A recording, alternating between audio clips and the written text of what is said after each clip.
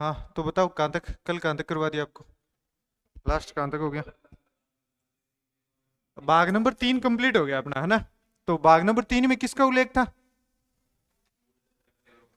मूल कर्तव्य अलग होते हैं, मौलिक अधिकार और मूल कर्तव्य में डिफरेंस है ना? बताया था आपको। तो मौलिक कर्तव्य का उल्लेख कौन से भाग में? भाग 3 में मौलिक कर्तव्य। अरे 5 में है। भाग 4 में किसका उल्लेख है?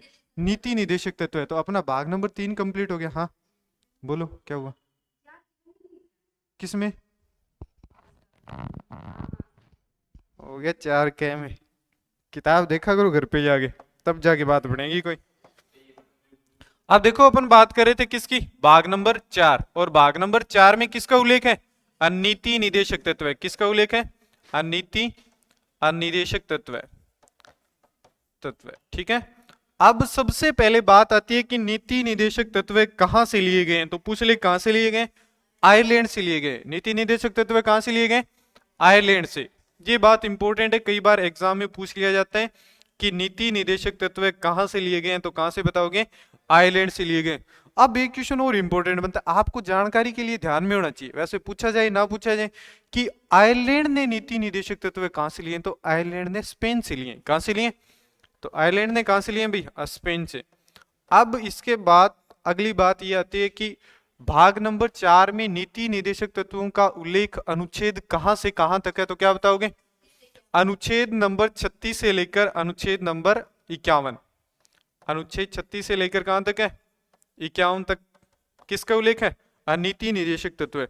अब मैंने एक चीज आपको अच्छे से बताई थी पहले भी, जब सारे के सारे पार्ट आपको लिखवाए थे उस टाइम बताया था कि नीति निदेशक तत्व क्या होते हैं। केवल एक प्रकार से सजेशन या सुझाव होते हैं जो सरकार को सुझाव दिया जाता है, अगर सरकार उसके अकॉर्डिंग काम करती है। किसके अकॉर्डिंग? नीति निदेशक तत्व के अकॉर्डिंग अगर सरकार काम करती है तो आने वाले समय में उसको दोहराया जा सकता है। जो सरकार नीति निदेशक तत्व की पालना नहीं करेगी, आने वाले समय में उसका पतन संभव है। ये चीज समझ में आई क्या आपको? अब देखो, अब बात आती है कि भाग नंबर 4 नीति निदेशक तत्व कौन सी समिति के सिफारिश पर जोड़े गए? ये क्वेश्चन बहुत इंपॉर्टेंट है। तेज बहादुर समिति। कौन सी? तेज, तेग नहीं, तेग बहादुर, तेज बहादुर है। तेज बहादुर सप्रू समिति। कौन सी समिति है? तेज बहादुर सप्रू समिति की सहायता से इसको जोड़ा गया है संविधान में। क्लियर? उसके बाद इसका उद्देश्य क्या होता है? लोक कल्याणकारी राज्य का गठन करना। इसका उद्देश्य क्या अभी? लोक कल्याणकारी राज्य का गठन करना। उद्देश्य की बात आती है तो लोक कल्याणकारी राज्य का गठन।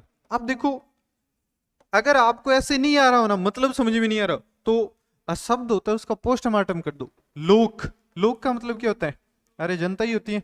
और कल्याण का मतलब भला होता है, जनता का भला करना इसका उद्देश्य होता है। आगे क्या बात समझ में?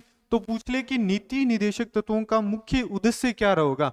तो लोक कल्याणकारी राज्य का, देश का गठन करना इसका उद्देश्य रहे। लोक का कल्याण कैसे होगा? जैसे देखो मैं आपको बताऊं, एक स्टेटमेंट आता है कि जिस समय संविधान बना था उस समय नीति निदेशक तत्व बने। भाई भाग नंबर 4 तो लागू हुआ ही है। अब उस समय सारे के सारे नीति निदेशक तत्व लागू नहीं होंगे। क्यों? क्योंकि नीति निदेशक तत्व केवल सुझाव दिया गया, अगर आप ऐसा करोगे तो देश का भला होगा। अब देखो, कुछ कुछ उस समय सरकार थी, उनको लगा कि ये चीजें अच्छी हैं, उनको अपना लिया। लेकिन कुछ ऐसे भी लगा कि ये चीजें अच्छी हैं लेकिन उसको नहीं अपना सके। क्यों? क्योंकि उस समय उस सरकार के पास पर्याप्त पैसा नहीं था। आ रही है क्या बात समझे? भाई नीति निदेशक तत्व है। एक बात देखो, जैसे अपने पेंशन का, वृद्धा पेंशन का प्रावधान किया जाता है, वो लिखा कहां गए? नीति निदेशक तत्व में। अपने कोई मौलिक अधिकार में नहीं लिखा हुआ वो चीज कि पेंशन का प्रावधान किया जाएगा और आपको मिलेगी। राजस्थान में सरकार चली है बीजेपी की सरकार, अगर वो चाहती है कि हम पेंशन दे, वृद्धा पेंशन, तो देगी। आज 1,000 रुपए आ रहे हैं, अगर वो चाह रही है कि मैं 500 कर दूं तो वो कर सकती है। अगर वो चाहती है कि मैं इसको बंद कर दूं तो वो बंद भी कर सकती है। ये बात समझ में आ रही है क्या? तो नीति निदेशक तत्व वो होते हैं जो सरकार अपनी इच्छा पे लागू करती है, उसके ऊपर किसी प्रकार की बाध्यता नहीं है। लेकिन एक स्टेटमेंट फिर आता है, केटी शाह ने, एक व्यक्ति का नाम आता है, देखो व्यक्ति का नाम आता है केटी शाह। क्या नाम है अभी? केटी शाह।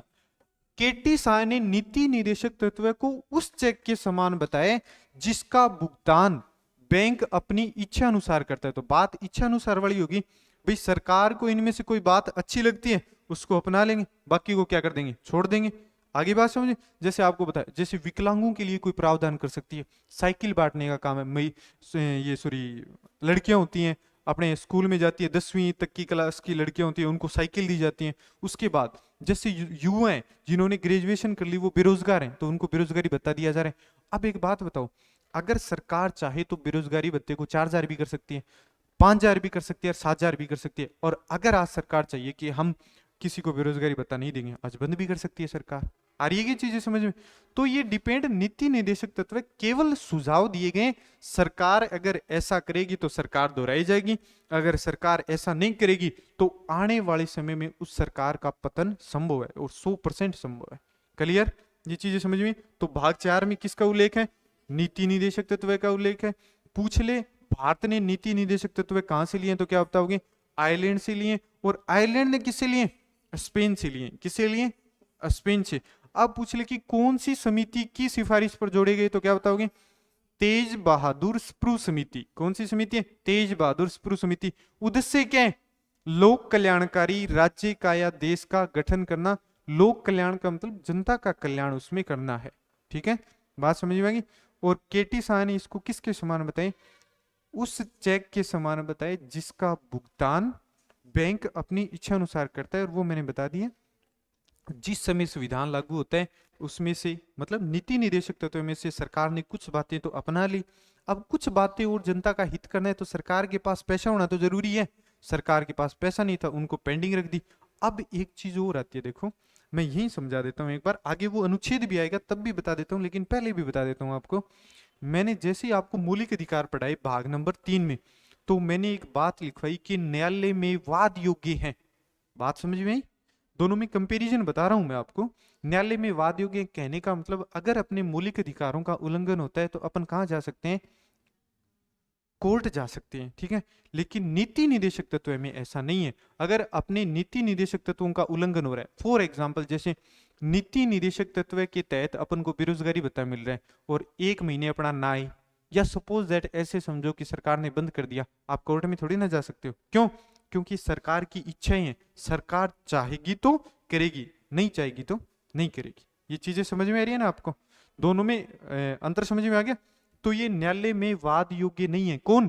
क्वेश्चन एग्जाम में आ सकता है, नीति निदेशक तत्व हैं न्यायालय में वाद योग्य हैं, नहीं है, असंगत हैं, जो भी पूछ ले आपको, तो न्यायालय में वाद योग्य नहीं है। कहने का मतलब, अगर अपन को इसके तहत कोई प्रावधान किया गया है और आने वाले समय में वो बंद हो जाता है तो अपन कोर्ट में नहीं जा सकते। ये नीति निदेशक तत्व है। सजेशन है केवल सरकार को, सरकार चाहती है तो इसको कर सकते हैं, अन्यथा ना भी करें। ठीक है, लिखो, अब हेडिंग लगाओ भाग नंबर 4।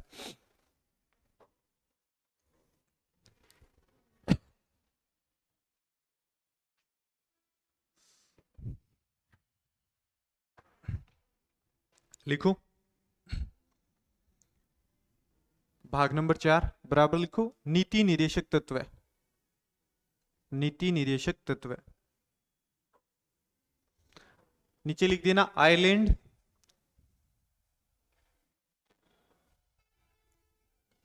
और फिर लिख देना आयरलैंड ने स्पेन से। थोड़ा सा अटका देना है ना, जानकारी के लिए। एग्जाम में तो कम ही पूछा जाता है, लेकिन थोड़ी आपको जानकारी हो तो ठीक रहेगा।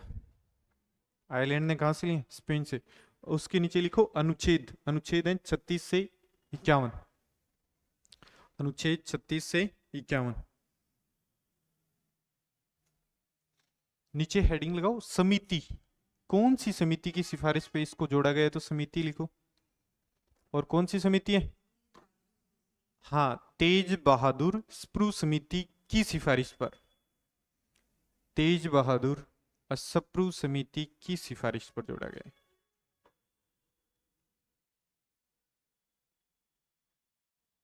उसके बाद लिखो उद्देश्य। उद्देश्य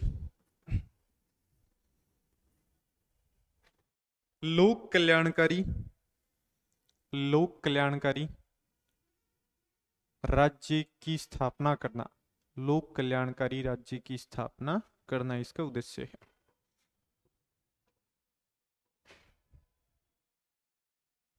नीचे लिखो एक स्टेटमेंट, एक कथन है, स्टेटमेंट या कथन,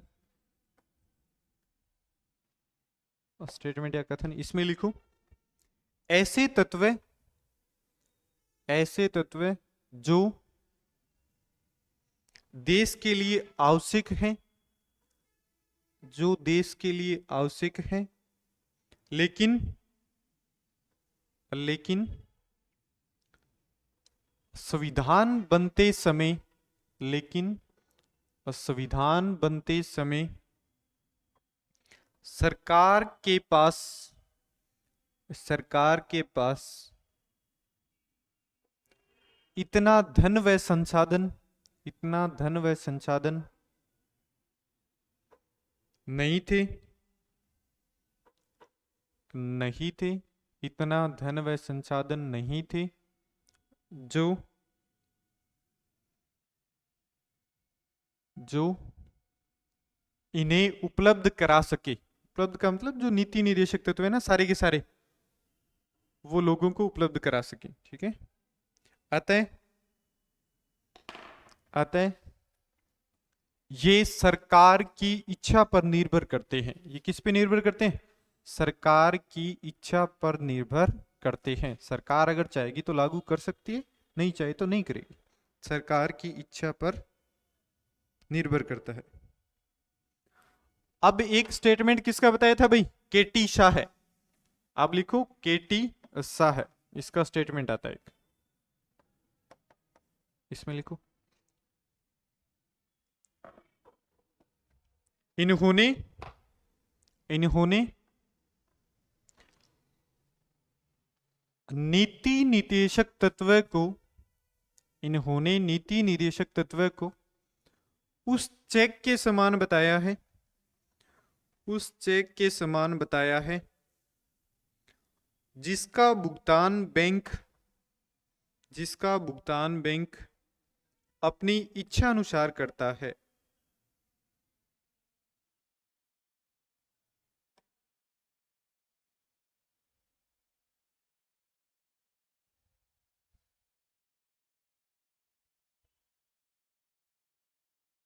लिख दिया। अब देखो एक आता है बी आर अंबेडकर, भीमराव अंबेडकर का स्टेटमेंट आता है, बी आर अंबेडकर। अब देखो इन्होंने कहा है, समझो ये चीज इंपॉर्टेंट है कि नीति निदेशक तत्व भारत की राज्य व्यवस्था को, राज्य की बात नहीं कर रहा हूं, समझो राज्य व्यवस्था को तय करता है। किसको?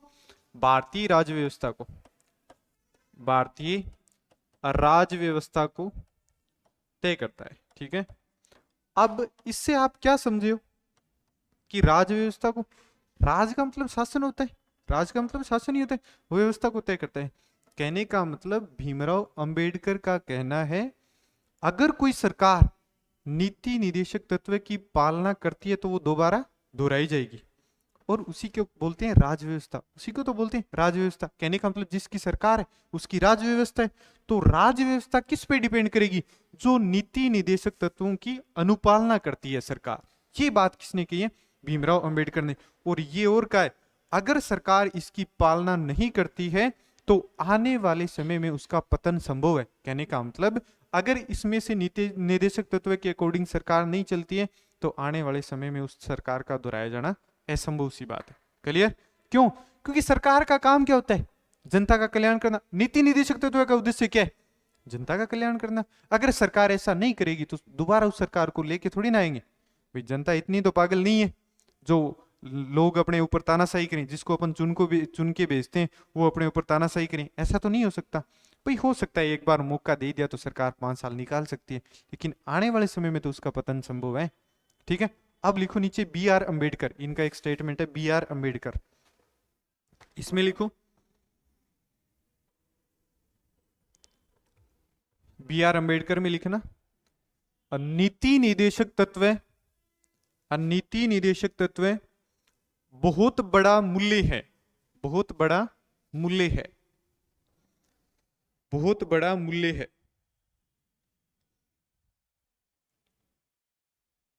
ये भारतीय राज्य व्यवस्था के लक्ष्य को तय करता है। भारतीय राज्य व्यवस्था के लक्ष्य को तय करता है। ये भारतीय राज्य व्यवस्था के लक्ष्य को तय करता है।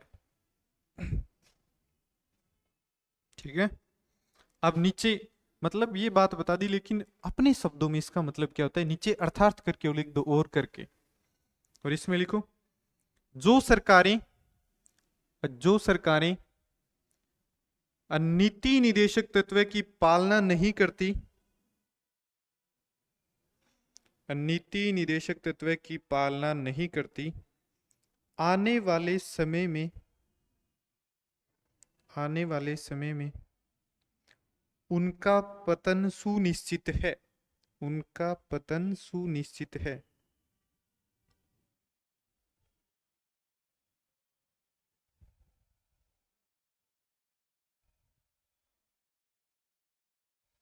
लिख दिया। अब देखो यहां तक मैंने इसका स्टेटमेंट समझा दिया आपको कि भाई नीति निदेशक तत्व क्या होते हैं। अब भी कोई चीज अगर आपको समझ में नहीं है तो दोबारा से पूछ लो मेरे से, भाई ये लगता है कि नीति निदेशक तत्व क्या है, क्या सिस्टम है इनका, समझ में नहीं है तो मैंने बता दिया। एक सिंपल सा वर्ड आता है जिसे अपन सजेशन या सुझाव कहते हैं, वही क्या नीति निदेशक तत्व है। इन्होंने कहा है कि भारतीय राज व्यवस्था को तय करते हैं। राज व्यवस्था, राज का मतलब होता है शासन कौन कर रहा है ना। पहले उस समय ये बोलते हैं ना उस राज्य का शासन है, वो राज व्यवस्था है। राज का मतलब समझ गए, शासन की व्यवस्था की बात कर रहा है। अब देश में शासन कौन करेगा, जिसकी बहुमत से सरकार होगी। और बहुमत से सरकार किसकी होगी ये बताना चाहता है, जो नीति निदेशक तत्व की पालना करेगा उसी की सरकार होगी। अगर वो ऐसा नहीं करता है, जनता का कल्याण नहीं करता है, तो आने वाले समय में उसका पतन संभव है। ये किसने कहा है, B.R. अम्बेडकर, भीमराव अम्बेडकर ने कहा है। क्लियर, अब समझ में आया। ठीक है। उसके बाद देखो अब बात करते हैं अपन अनुच्छेद की आगे, है ना। तो अनुच्छेद कहां से कहां तक है, अनुच्छेद 36 से लेकर 51 तक। अब बात करते हैं अनुच्छेद नंबर 36, अनुच्छेद नंबर 36।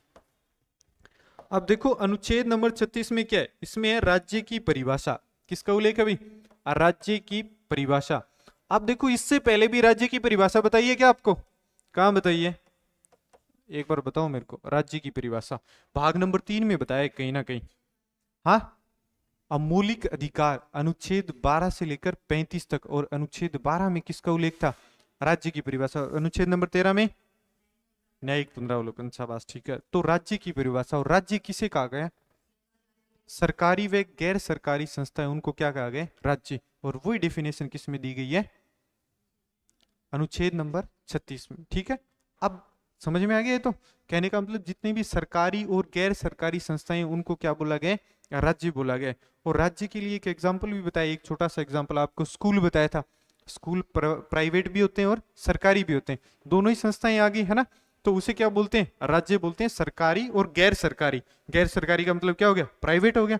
ठीक है। अब बात करते हैं अनुच्छेद नंबर 37। अनुच्छेद नंबर 37 अभी बता के गया हूं मैं कि मौलिक अधिकार के बारे में बताया, ये न्यायालय में वाद योग्य है।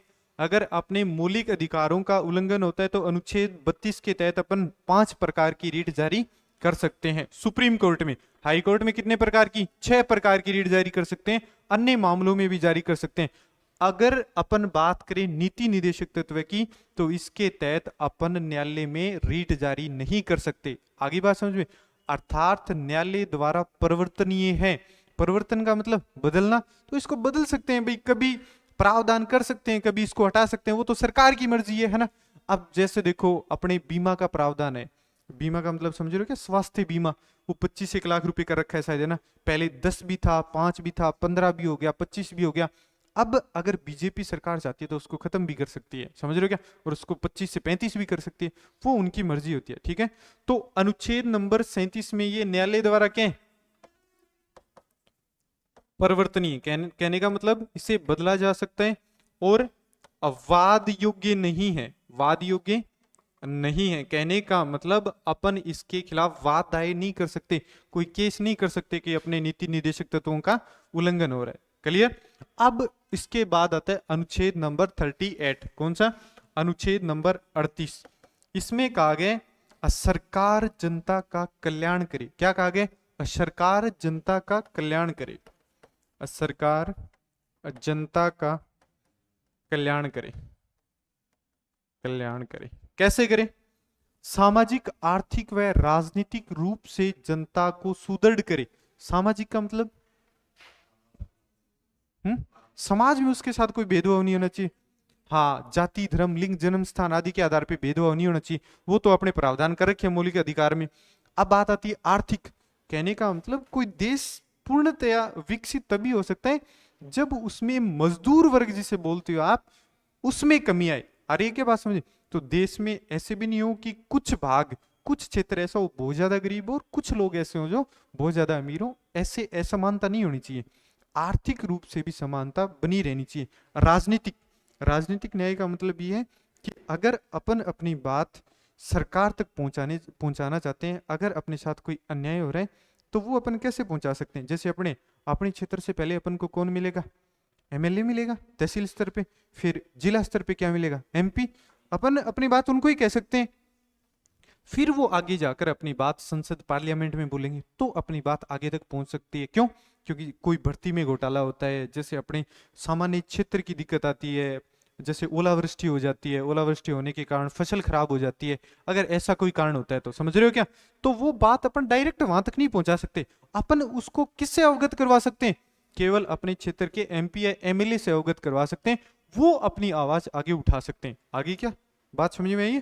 तो इसे बोलते हैं राजनीतिक विकास। राजनेता अपनी बात कहां तक पहुंचाएं? सरकार तक पहुंचाएं। तो कल्याण कैसे करेगी? सामाजिक, आर्थिक व राजनीतिक विकास। सामाजिक, आर्थिक और राजनीतिक विकास करे अपना। ठीक है, सरकार, ये सरकार का दायित्व बनता है। करे तो करे, ना भी करे, सुझाव है। अब देखो इसका एग्जाम्पल आता है, कल्याण के लिए एग्जाम्पल आता है जैसे राशन कार्ड। अपना राशन कार्ड है, राशन कार्ड एक कल्याण के रूप में आ जाता है। इसके तहत अपन को क्या मिलता है?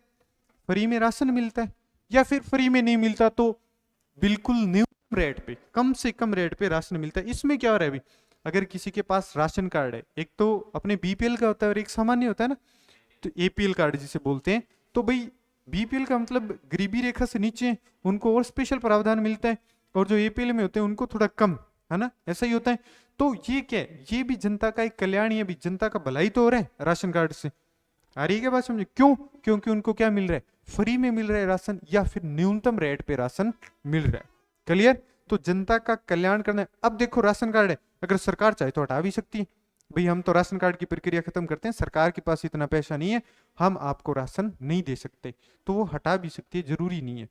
3 अनुच्छेद समझ में आए क्या? अब देखो सबसे पहले बताया 36 किसका उल्लेख है? राज्य की परिभाषा। राज्य किसे कहा गया है? सरकारी व गैर सरकारी जितनी भी संस्थाएं उसको राज्य कहा गया। क्यों? रात ने क्या काम करा? नींद नहीं आंदा? आगे देखो, आगे बात आती है अनुच्छेद नंबर 37। अनुच्छेद नंबर 37 में किसका उल्लेख है?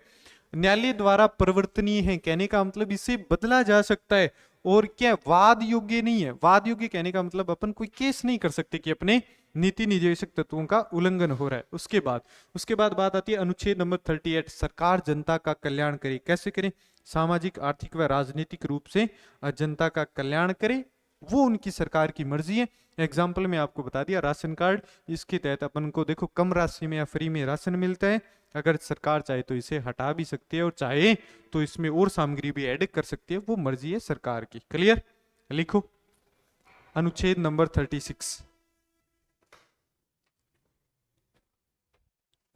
टाइम सोई करो, टाइम उठे करो, है ना? या तो ज्यादा सो जाने, जब नींद आनी स्टार्ट हो जाए, ज्यादा सो जाने तो भी नींद आने लग जाए, और क्या फिर बिल्कुल कम, बिल्कुल ये सही है, आलस हो जाता है। अगर आप ज्यादा सो जाते हो तो आलस हो जाता है। अगर कम सोते हो तो सो कम से कम 6 साढ़े 6 घंटे, अधिकतम 7 घंटे मान सकते हो सो। उसके बाद पड़े मत रहो कि हाँ चलो ठीक है बाद में उठेंगे, कोई काम नहीं है। टाइम पे उठना, नहाना धोना जरूरी है ना?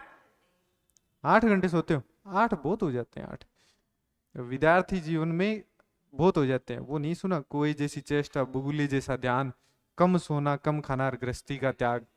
हाँ, हाँ, काग चेष्टा बको ध्यानम अल्प निंद्रा अल्पाहारी ग्रस्त त्यागी च विद्यार्थी पंचलक्षणम।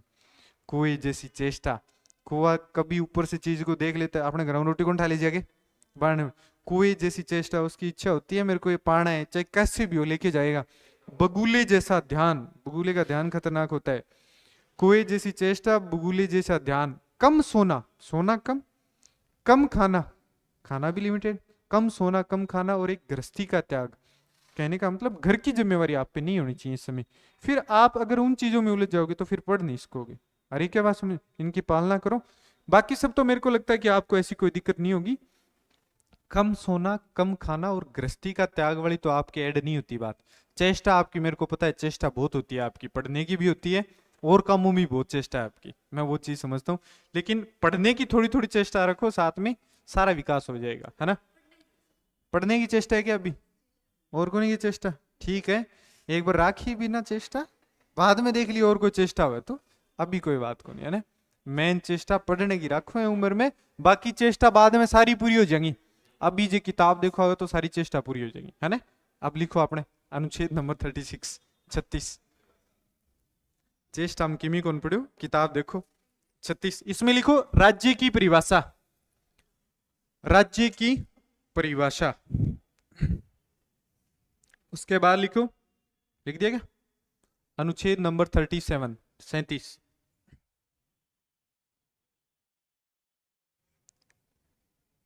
लिखो, इसे न्यायालय द्वारा लागू नहीं करवाया जा सकता, अर्थात इसे न्यायालय द्वारा लागू नहीं करवाया जा सकता। न्यायालय ये नहीं कह सकता भाई हम गारंटी देते हैं, आगे क्या बात समझे, अर्थात न्यायालय द्वारा परिवर्तनीय है, अर्थात न्यायालय द्वारा परिवर्तनीय है, या फिर परिवर्तनीय है, या लिख सकते हो वाद योग्य है, परिवर्तनीय है या वाद योग्य है, ठीक है। वाद, वाद का मतलब समझ रहे हो क्या, अरे वाद का बताया, केस जिसे बोलते हैं उसे ही संविधान की भाषा में वाद बोलते हैं। वाद योग्य नहीं है, हाँ क्या बोल दिया, वाद योग्य है लिख दिया तो कोई बात नहीं।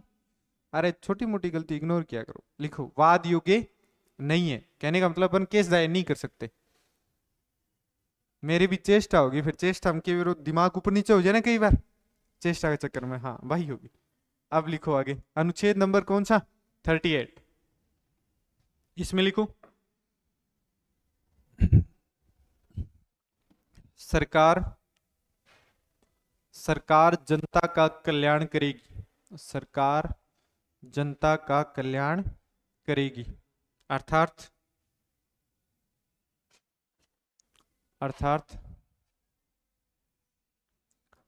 सामाजिक आर्थिक व राजनीतिक न्याय से, सामाजिक आर्थिक व राजनीतिक न्याय से परिपूर्ण व्यवस्था करे, परिपूर्ण व्यवस्था करे। एग्जाम्पल क्या बताया था इसका, राशन कार्ड, लिख देना एग्जाम्पल में राशन कार्ड, राशन कार्ड।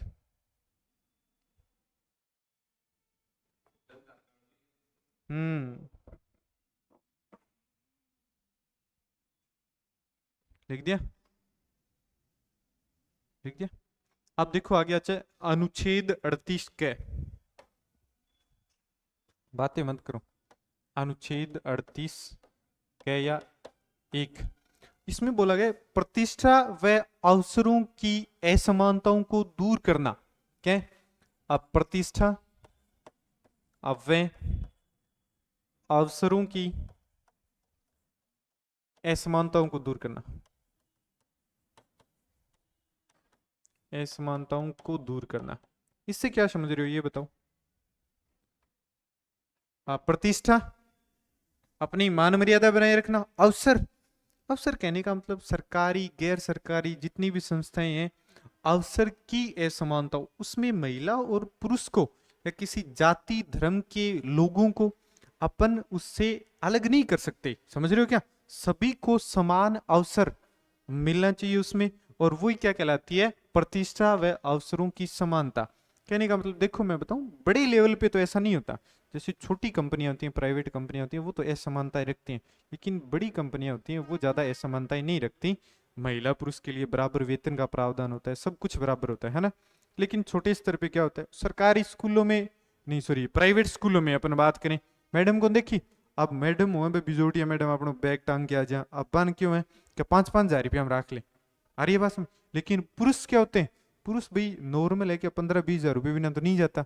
अब होता क्या, वो चीजें गलत है, क्योंकि महिलाएं आज अपने समाज में फ्री है, शादी के बाद फ्री है, और कोई काम नहीं है, भी पढ़ ली लिख ली और क्या, घर गृहस्थी का काम है और कोई काम नहीं है, और उसके पास नॉलेज पर्याप्त नहीं हो, और स्कूल वाले उसको क्या कर लेते हैं, हायर कर लेते हैं। अब दिक्कत ये है, प्राथमिक स्टेज जो बच्चों की होती है वो अच्छी होनी चाहिए, समझ रहे हो ना।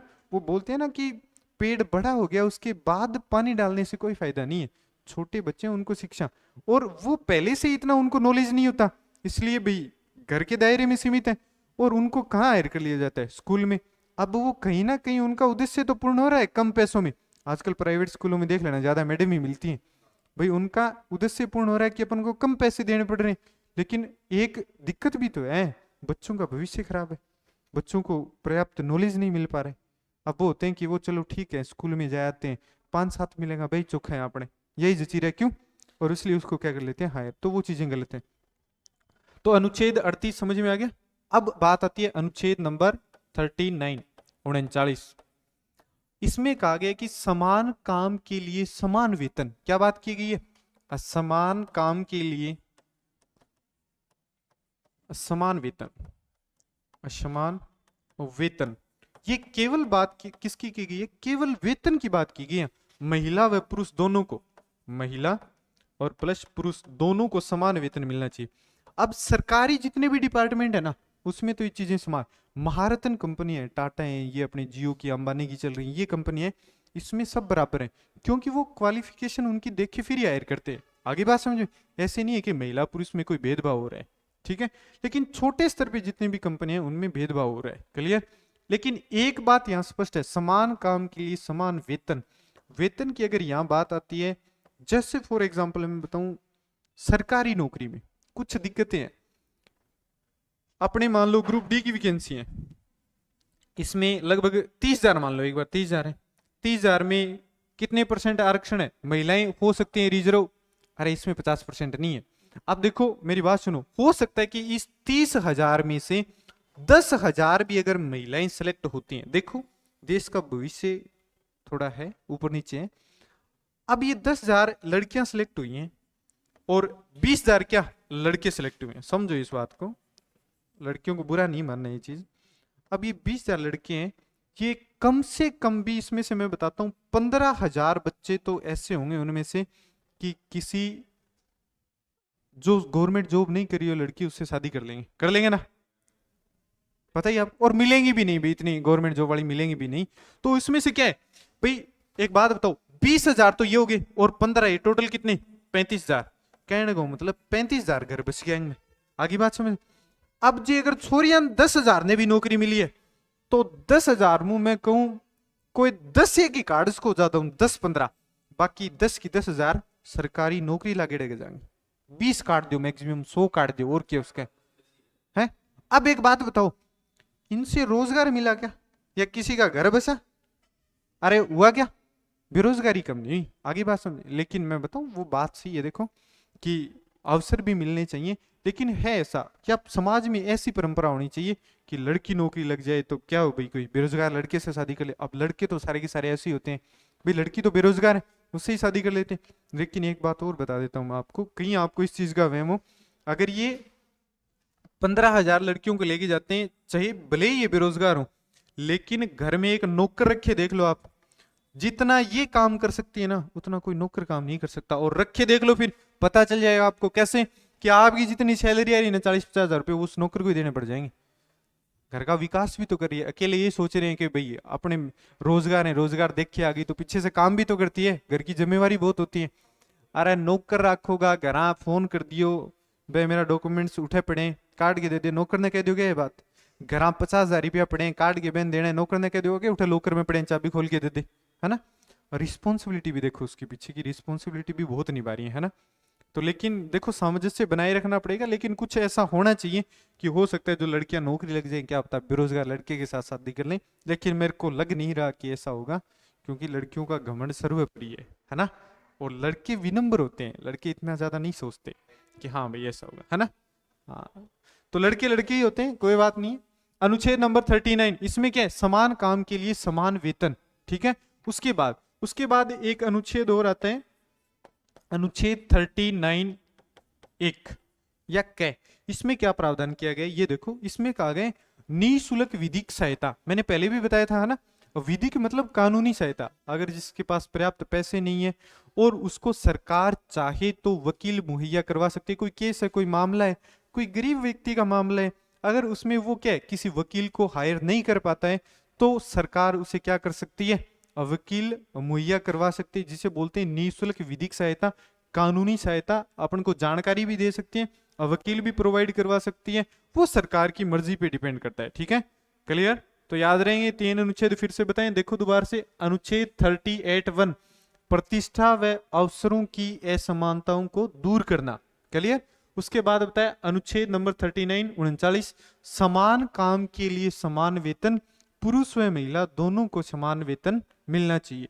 उसके बाद बताया 39 एक, और इसमें किसका उल्लेख है, निःशुल्क विधिक सहायता, और ये जोड़ा गया था 42वां संविधान संशोधन 1976 के तहत। 42वां संविधान संशोधन और कब होता है, 1976 1976 के तहत इसको जोड़ा जाता है। याद रहेंगी क्या बातें, तीनों अनुच्छेद क्लियर है, क्लियर है एकदम। दोबारा से आ जाओ, 36 में किसका उल्लेख है, राज्य की परिभाषा। अनुच्छेद नंबर 37 में किसका उल्लेख है,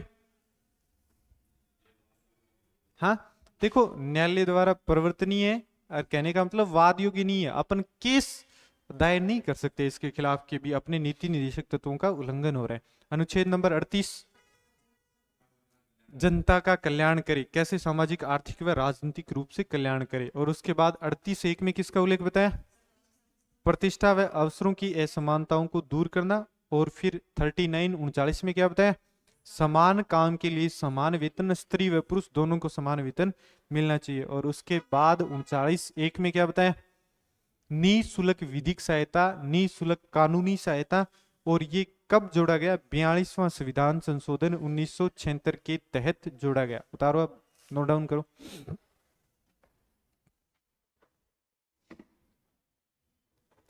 अनुच्छेद नंबर 38 क्या लिखना, फर्स्ट या क्या, इसमें लिखो, अब प्रतिष्ठा व अवसरों की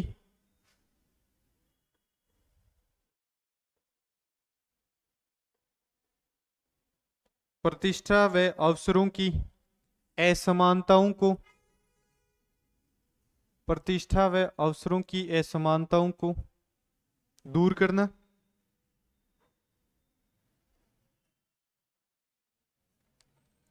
लिख दिया। अब लिखो आर्टिकल 39 39, समान काम के लिए, समान काम के लिए स्त्री व पुरुष, समान काम के लिए स्त्री व पुरुष दोनों को समान वेतन, स्त्री व पुरुष दोनों को समान वेतन।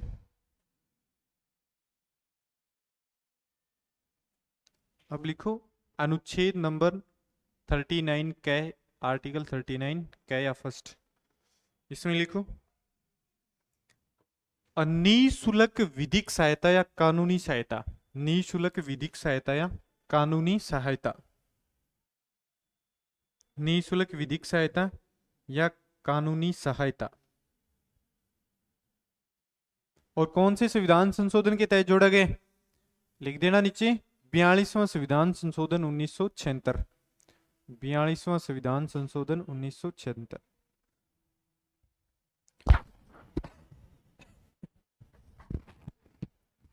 ठीक है, बस आज इतना ही करवाएंगे।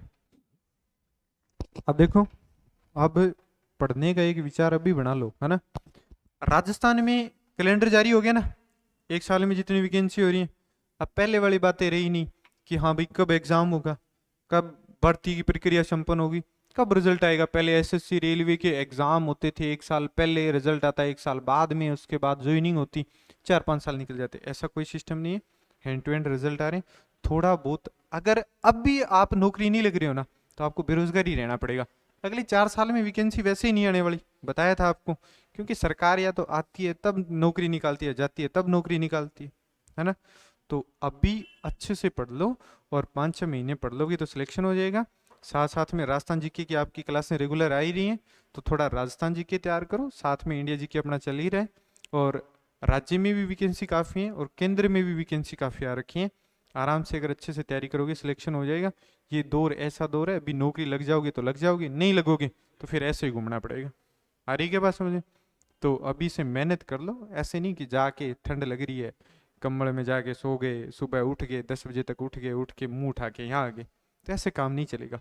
सिलेक्शन लेते हैं वो बच्चे दिन रात पढ़ते हैं, और मेहनत करनी पड़ेगी, है ना। अब वो मेहनत आपकी गुलाम नहीं है कि आप अपने घर पे बुला लोगे उसको, मेहनत खुद को करनी पड़ेगी। अस्त्र शस्त्र चलाने पड़ेंगे, कंधों का प्रयोग करना पड़ेगा, पेन चलाना पड़ेगा, दिन रात मेहनत करनी पड़ेगी, तब जाके सिलेक्शन होगा, है ना। तो पढ़ना पड़ेगा, और रेगुलर पढ़ाई करो, और जितना पीछे का पढ़ाई उतना याद करते रहा करो, ठीक है। कल की क्लास में पूछेंगे जितना पढ़ाया पीछे का इतना पूछेंगे, ठीक है।